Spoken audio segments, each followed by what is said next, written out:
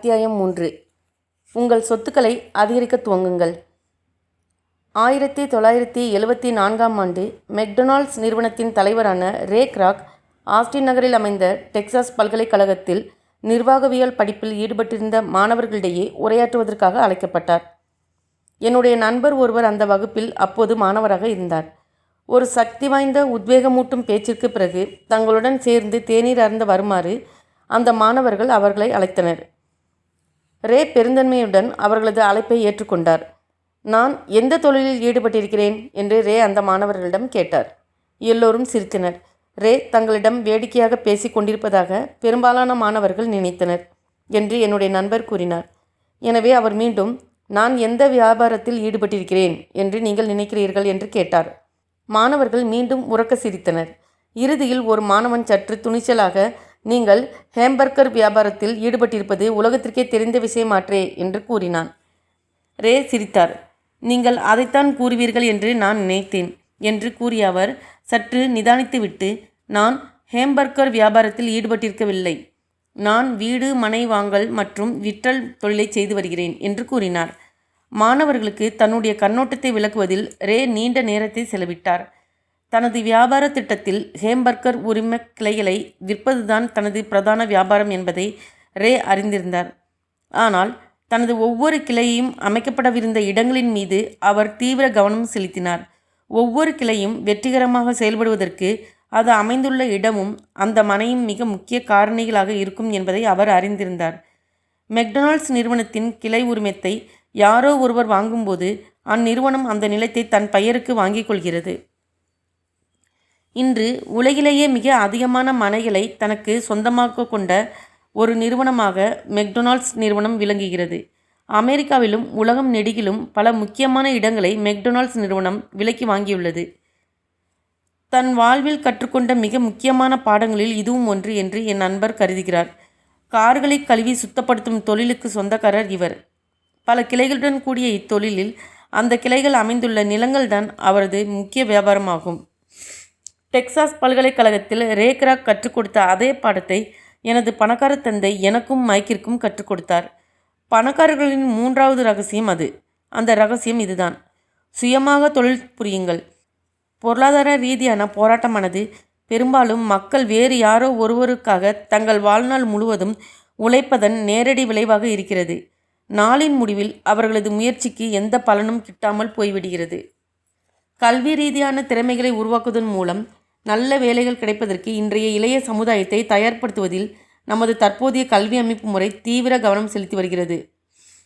அவர்களது வாழ்க்கை அவர்களது ஊதியத்தை சுற்றியோ அல்லது முன்பு விவரிக்கப்பட்டபடி அவர்களுடைய வருவாய் பகுதியை சுற்றியோ அமையும். பலர் இன்னும் உயர்வாக கற்று பொறியாளர்களாகவும் அறிவியல் அறிஞர்களாகவும் சமையற்கலை நிபுணர்களாகவும் காவல்துறை அதிகாரிகளாகவும் கலைஞர்களாகவும் எழுத்தாளர்களாகவும் ஆவார்கள். இந்த தொழில்முறை திறமைகள் அனைத்தும் அவர்கள் பணத்திற்காக வேலை செய்வதற்கு மட்டுமே அவர்களுக்கு உதவுகிறது.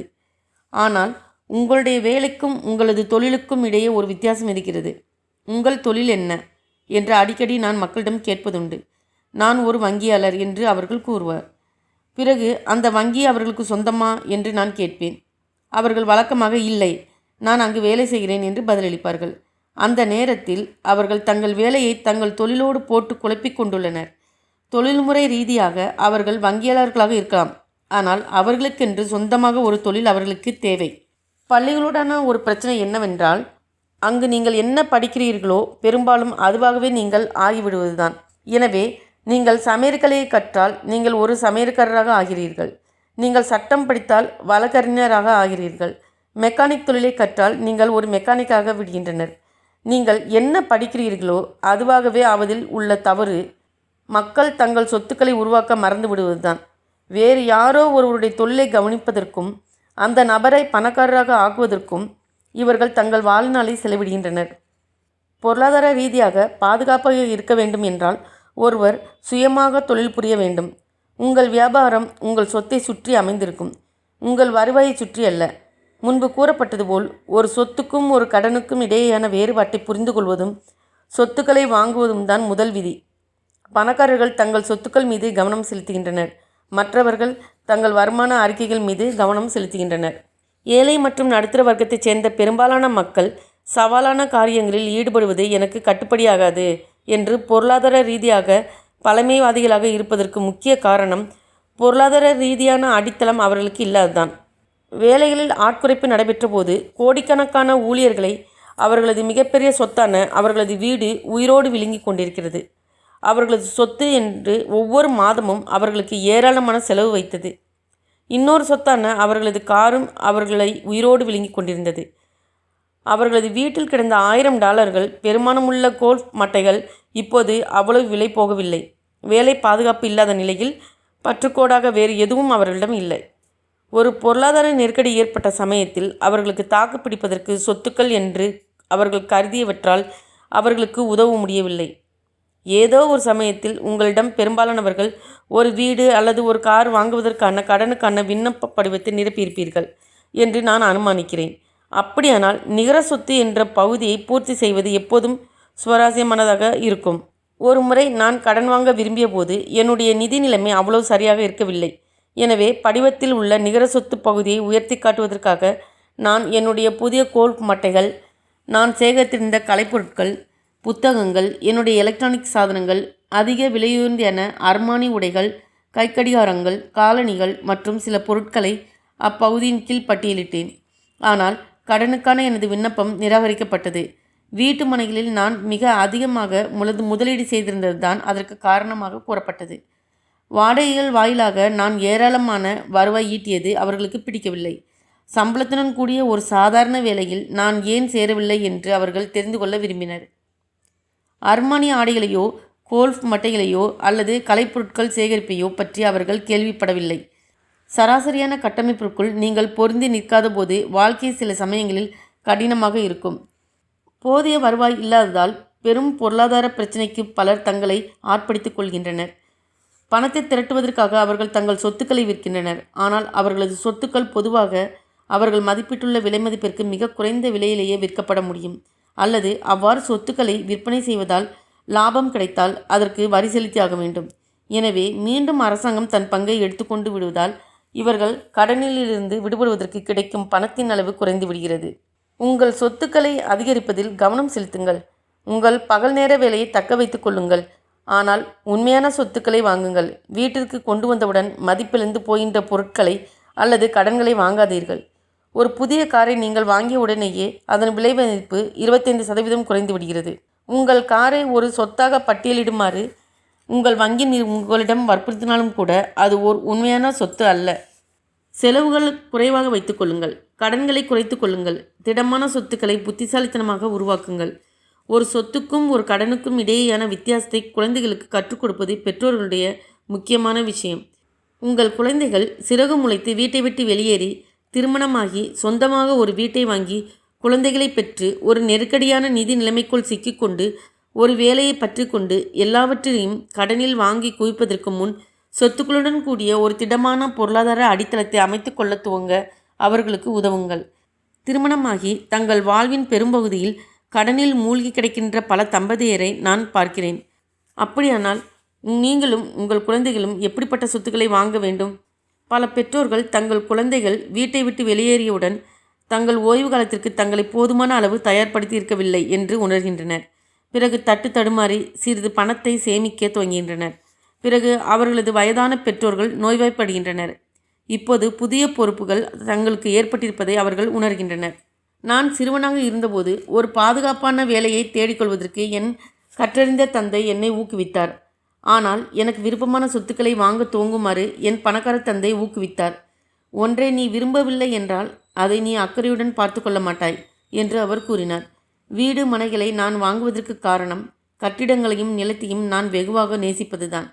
நாள் முழுவதும் அவற்றை என்னால் பார்த்து கொண்டிருக்க முடியும். பிரச்சனைகள் எழும்போது வீடு மனைகளில் எனக்கு இருக்கும் விருப்பத்தை மாற்றும் அளவுக்கு அவை மோசமான பிரச்சனைகளாக இருப்பதில்லை. வீடு மனைகளை வெறுக்கும் மக்கள் அவற்றை வாங்கக்கூடாது. சிறு நிறுவனங்களின் பங்குகளிலும் எனக்கு விருப்பம் உண்டு. குறிப்பாக புதிதாக துவக்கப்பட நிறுவனங்களில் எனக்கு ஆர்வம் அதிகம். ஏனெனில் நானும் ஒரு தொழில் முனைவரோ அன்றி ஒரு வணிக நிறுவனத்தைச் சேர்ந்தவன் அல்ல. எனது ஆரம்ப காலங்களில் கலிஃபோர்னியா, ஸ்டான்பர்ட் ஆயில், அமெரிக்க கப்பற்படை, ஜெராக்ஸ் நிறுவனம் போன்ற மிகப்பெரிய அமைப்புகளில் நான் வேலை பார்த்தேன். அந்நிறுவனங்களில் நான் அனுபவித்த மகிழ்ச்சியான கணங்களை பற்றிய இனிமையான நினைவுகள் இப்போதும் என் நெஞ்சில் நீங்கா இடம் பெற்றுள்ளன. ஆனால் நிறுவனங்களில் எனக்கு அவ்வளவு ஆர்வம் இல்லை. நிறுவனங்களை துவக்குவதை நான் விரும்புகிறேன், ஆனால் அவற்றை நிர்வகிப்பதில் எனக்கு விருப்பம் இல்லை. புதிய பங்குகளில் ஏராளமான பணத்தை சம்பாதிக்க முடியும். எனக்கு அந்த விளையாட்டு மிகவும் பிடிக்கும். சிறு நிறுவனங்களின் பங்குகளில் முதலீடு செய்வது சற்று ஆபத்தானது என்று பலர் நினைக்கின்றனர். அது உண்மைதான்.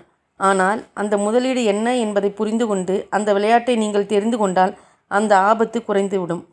சிறு நிறுவனங்களை பொறுத்தவரை நான் அவற்றில் முதலீடு செய்துள்ள பங்குகளை 1 வருடத்திற்குள் விற்று விடுவது எனது முதலீட்டு உத்தியாகும். மறுபுறம் வீடு மனை தொழில் சிறிய சொத்துக்களில் துவக்கி படிப்படியாக பெரிய சொத்துக்களை வாங்குவது என்பது உத்தியாகும். இதன் மூலம் எனக்கு கிடைக்கின்ற லாபங்களுக்கு நான் செலுத்த வேண்டிய வரியை என்னால் தாமதப்படுத்த முடிகிறது. இது எனது சொத்துக்களின் மதிப்பு வெகுவாக அதிகரிக்க உதவுகிறது. 7 வருடங்களுக்கு மேல் நிலமனை சொத்துக்களை நான் என் வசம் வைத்திருப்பது கிடையாது. உண்மையிலேயே ஒரு நிறுவனத்தை துவக்க வேண்டும் என்ற விருப்பம் இல்லாதவர்களை ஒரு நிறுவனத்தை துவக்க ஒருபோதும் நான் ஊக்குவிப்பதில்லை. ஒரு நிறுவனத்தை நடத்துவதை பற்றி நான் அறிந்த விஷயங்களை வைத்து பார்க்கும்போது இன்னொருவருக்கு நான் அதை பரிந்துரைக்க விரும்ப மாட்டேன். சில சமயங்களில் வேலை கிடைப்பது கடினமாக இருக்கும்போது சொந்தமாக ஒரு நிறுவனத்தை துவக்குவது சிறந்த தீர்வாக பலருக்கு தோன்றும். ஆனால் வெற்றிக்கு ஏகப்பட்ட முட்டுக்கட்டைகள் இருக்கின்றன. 10ல் 9 நிறுவனங்கள் முதல் 5 வருடங்களில் இழுத்து மூடப்பட்டு விடுகின்றன. முதல் 5 வருடங்கள் தாக்கு பிடித்த நிறுவனங்களிலும் 10ல் 9 நிறுவனங்கள் இறுதியில் தோல்வியுறுகின்றன. எனவே சொந்தமாக ஒரு நிறுவனத்தை துவக்க வேண்டும் என்று நீங்கள் உண்மையிலேயே விரும்பினால் மட்டுமே அதை நான் உங்களுக்கு பரிந்துரைப்பேன். இல்லை என்றால் உங்களது பகல் நேர வேலையை தக்க வைத்து கொண்டு சொத்துக்களை குவிப்பதில் கவனம் செலுத்துங்கள். உங்கள் சொத்துக்கள் அதிகரித்து கொண்டே இருப்பதை உறுதி செய்து கொள்ளுங்கள். அதில் போடப்படும் ஒவ்வொரு டாலர் பணமும் அதிலிருந்து வெளியே எடுக்கப்படாமல் பார்த்து கொள்ளுங்கள். இவ்வாறு சிந்தித்து பாருங்கள். $1 பணம் உங்கள் சொத்துக்கள் பகுதிக்குள் நுழைந்து விட்டால் அது உங்கள் ஊழியராக ஆகிவிடுகிறது. பணத்தை பற்றிய மிக சிறந்த விஷயம் என்னவென்றால் அது ஒவ்வொரு நாளும் 24 மணி நேரம் உழைக்கிறது. தலைமுறையாக அதனால் அயராது உழைக்க முடியும் என்பதுதான். உங்களது பகல் நேர வேலையை தக்க வைத்து கொள்ளுங்கள். கடினமாக உழைக்கும் ஊழியராக இருங்கள். ஆனால் உங்கள் சொத்துக்கள் அதிகரிப்பதை உறுதி செய்யுங்கள். ஒரு உண்மையான சொத்தில் முதலீடு செய்வதற்கும் அந்த சொத்தை உருவாக்குவதற்குமான ஒரு வெகுமதி தான் ஒரு உண்மையான ஆடம்பரம். எடுத்துக்காட்டாக என் மனைவி கிம்மிற்கும் எனக்கும் சொந்தமான குடியிருப்பு வீடுகளில் இருந்து வந்த வாடகை பணத்தை கொண்டு என் மனைவி தனக்கு ஒரு பென்ஸ் காரை வாங்கினார். அந்த காரை வாங்குவதற்கு அவர் கூடுதலாக உழைக்கவோ அல்லது வேறு ஏதேனும் ஒரு சவாலான முயற்சியில் ஈடுபடவோ வேண்டியிருக்கவில்லை. அவரது வீடு அவருக்கு அந்த காரை வாங்கி கொடுத்தது.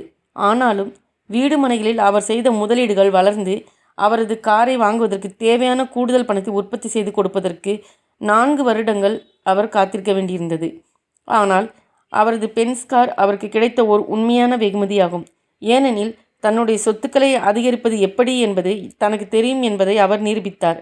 அவரை பொறுத்தவரை அந்த கார் ஒரு சாதாரண கார் அல்ல, ஏனெனில் அவர் தன் பொருளாதார அறிவை கொண்டு அதை வாங்கியிருந்தார்.